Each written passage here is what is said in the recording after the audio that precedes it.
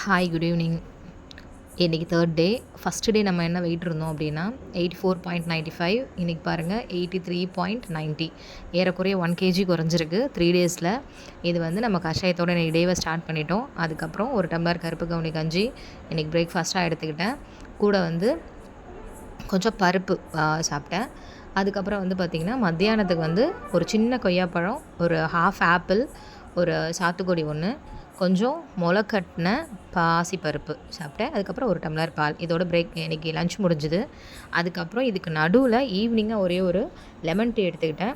திருப்பி வந்து நைட்டு அதே மாதிரி ஒரு டம்ளர் கருப்பு கவுனி கஞ்சி, அதுக்கப்புறம் கஷாயத்தோட இன்றைக்கி நாள் வந்து ஃபினிஷ் ஆச்சு.